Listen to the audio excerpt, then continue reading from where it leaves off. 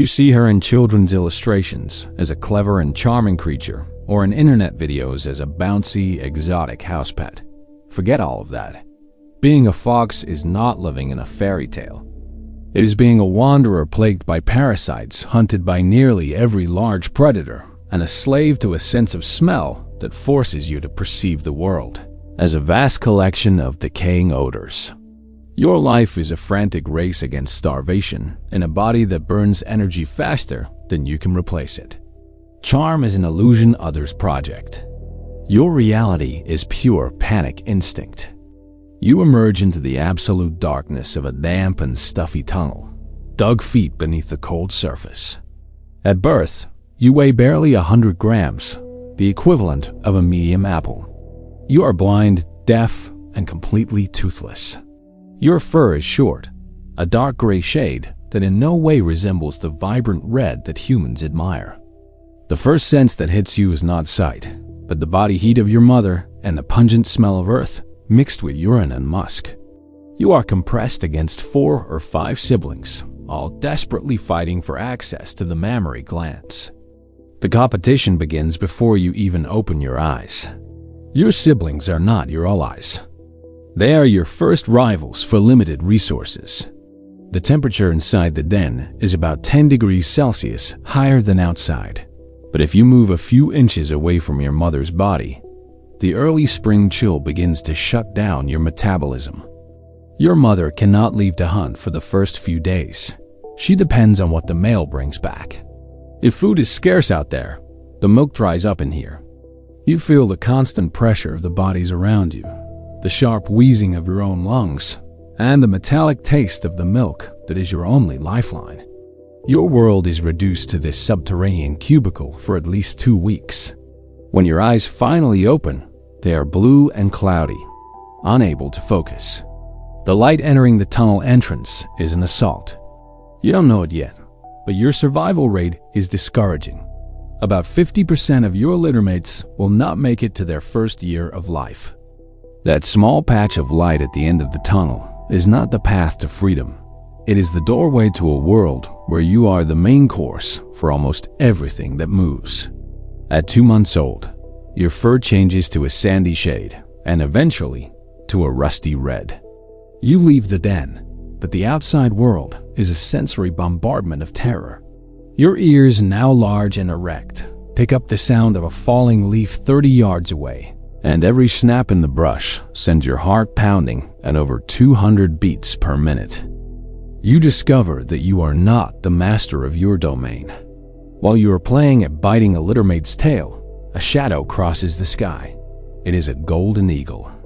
If you don't dive back into the tunnel in under 2 seconds, its talons will pierce your lungs before you can even whimper.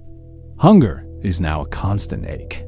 Your mother starts bringing live prey voles or small birds so you can learn to kill. There is nothing graceful about it.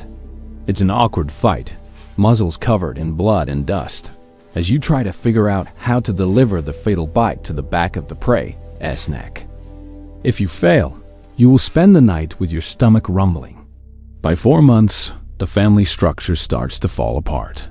Aggression between you and your littermates increases. The bites are no longer play, but territorial fights over scraps of meat. You start venturing out alone, and this is where you discover the greatest burden of being a fox: your own scent. Your supracaudal glands emit a musky odor so strong that any predator within a radius of hundreds of yards knows exactly where you are. You are a walking olfactory beacon.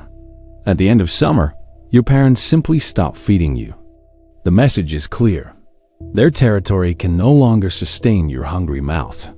You are driven out of your home weighing less than 11 pounds, with no real experience and winter approaching. You walk miles through unfamiliar territories, attacked by adult foxes who won't tolerate your presence. The fear of being killed by a coyote is the only thing that keeps you awake during the frigid nights. Adulthood is a solitary journey of physical exhaustion. Your territory now spans about 4 square miles, and you have to patrol every inch of it daily. You mark every bush, rock, and clump of grass with your pungent urine, a process that drains your energy and exposes your location to enemies. You are not an elite hunter. You are a desperate opportunist.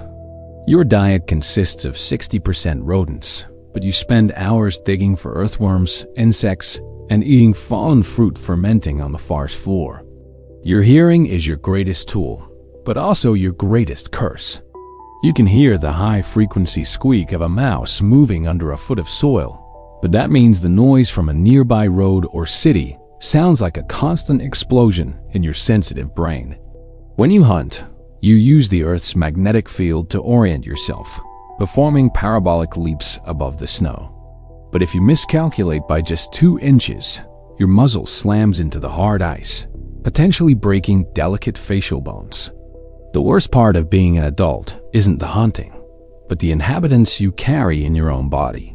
Nearly every red fox suffers from sarcoptic mange. Tiny mites tunnel beneath your skin, causing such intense itching that you spend hours self-mutilating, tearing out tufts of your red coat until you are raw. In winter, these gaps in your coat mean you lose body heat quickly. You shake violently while sleeping, burning the few fat reserves you possess. Rabies is also a constant threat. An encounter with an infected animal turns you into a disoriented and aggressive creature within days, leading to a slow, agonizing brain death. You are always 1 meal away from starvation and 1 infection away from death. Winter brings the mating season, and with it, what little sanity you had vanishes. You emit vocalizations that sound like human screams of agony, a piercing sound that echoes through the cold forest. This is not a romantic call. It is a signal of reproductive readiness and a warning to competitors. If you are a male, you will have to fight. You face other males in brutal combat where ears are torn and muzzles are scarred permanently. The energy cost of these fights, compounded by the lack of food in winter, reduces your body mass by up to 20% in just a few weeks. The encounter with the female is brief and tense. The mating process involves what we call the copulatory tie, where the ting organs remain locked for up to 20 minutes due to the swelling of specialized structures. During this time, the two of you are completely vulnerable. If a predator, such as a wolf, appears at that moment, you cannot separate to flee. It is an immense biological risk just to ensure the transfer of genetic material. There is no pleasure, just an overwhelming hormonal necessity that disregards all self-preservation. After fertilization, if you are the male, you will have to work double time. You no longer hunt just for yourself. You need to haul prey for miles to feed the female waiting in the den. If you fail, your own offspring will starve before they ever see the light of day. The pressure is suffocating. You are exhausted, your skin irritated by mites, and your stomach empty, serving only as a calorie delivery system for the next generation, which, ironically, will drive you out of the territory in a few months. The reproductive cycle is not a celebration of life. It is an expensive biological tax that pushes your body to the absolute limit of organic failure. By 4 years old, you are already an elder. Your canine teeth, once sharp as needles, are worn down and yellowed, making it hard to hold on to quick prey. Your night vision is beginning to fail due to early cataracts caused by constant eye infections. The end usually does not come peacefully in your sleep. It might come from a coyote ambushing you while you were distracted by the itch of mange, or from being struck on a dark road where car headlights blinded your sensitive sensory system. But for many foxes, death is a slow process of starvation. In a particularly harsh winter, your joints, inflamed by arthritis, no longer allow the high leaps needed to hunt under the snow. You become sluggish. Your reflexes, which were once milliseconds, now take whole seconds. You try to shelter in an abandoned den, but the cold pierces through your sick, hairless skin. Your body temperature drops below 96.8 degrees Fahrenheit. Your heart rate slows as your body attempts to preserve vital organs, but there is no more fuel. Consciousness fades as oxygen stops reaching your brain.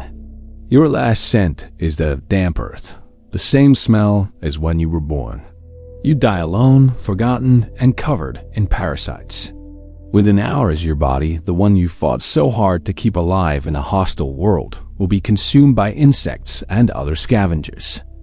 No one will miss you. The next day, a younger, stronger fox will occupy your territory, mark your rocks with urine, and begin the same cycle of misery that you have just ended. You felt every instinct of this life, but nature does not stop. There is another skin waiting for you, other claws, other wings, a new way of seeing the world that you cannot even imagine. Your next incarnation has already been chosen. Do you have the courage to find out who you will be? If this life changed your perspective, strengthen the pack with your like. Share this unique vision of the world. And subscribe. Here, you are never the same for long. Your new identity awaits you next week.